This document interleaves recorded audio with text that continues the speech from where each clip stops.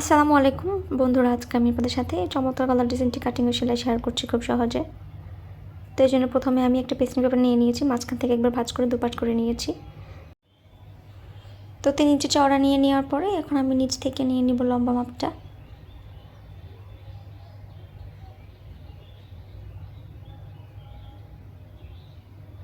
প্রথমে আমি 5 ইঞ্চিতে একটা মার্ক করলাম, এরপর 7 ইঞ্চিতে আরও একটা মার্ক করলাম। এবার 5 ইঞ্চি বরাবর এখানে আমি একটা বক্স করে শেপ করে দেব। এরপর নিচ থেকে 1/2 ইঞ্চিতে একটা মার্ক করব। তারপর 7 ইঞ্চিতে নিচে যে মার্কটা করেছিলাম সেখান থেকে এভাবে ধরে একটা ভি শেপ করে দেব। এরপর উপরের দিক থেকে এভাবে রাউন্ড শেপ করে দিয়েছি। তো আমার গলা ড্র করা হয়ে গেছে, এখন আমি কাটিং করে নিচ্ছি।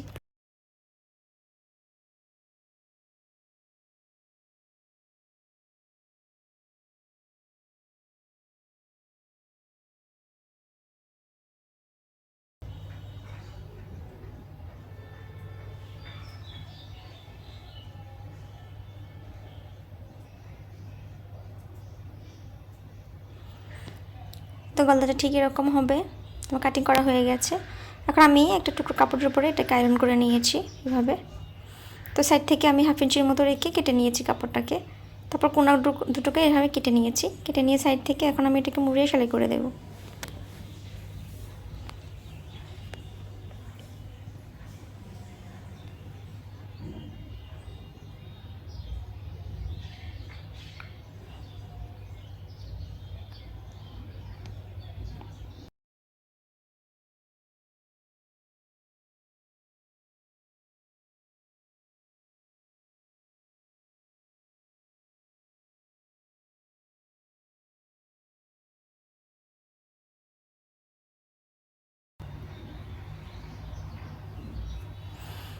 তো এভাবে একবার ভাঁজ করে মাঝখান থেকে আমি কাট করে নিচ্ছি। এখন আমি যে আমার গলাটা নিয়ে নিয়েছি সেখানে আমি মাঝামাঝি একটা কাট করে নিয়েছি আগে থেকে। তারপরে মাঝামাঝি সমান পজিশনে রেখে এটাকে সেলাই করতে হবে প্রথমে। তো মাঝখান থেকে আমি একটা সেলাই দিয়ে প্রথমে আটকে নিচ্ছি উপর থেকে নিচ পর্যন্ত। এরপর সাইড থেকে আমি গলার শেপ অনুযায়ী সেলাই করে দেব।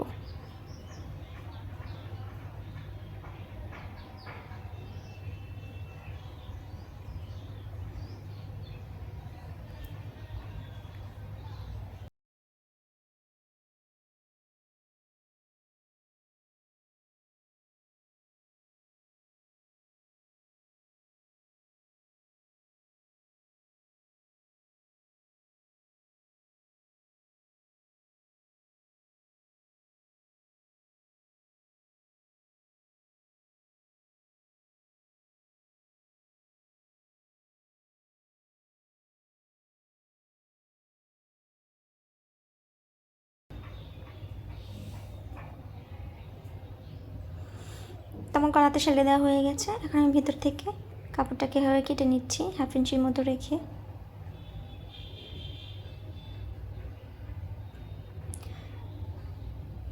তো এখানে ভিতরে যে কোনা শেপটা তৈরি হয়েছে এখানে ভালো মতো কাটিং করতে হবে।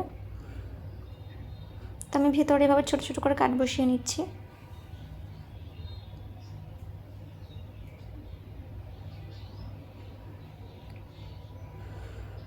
এখন আমি গলাটাকে সোজা সাইডে নিয়ে আসবো এভাবে।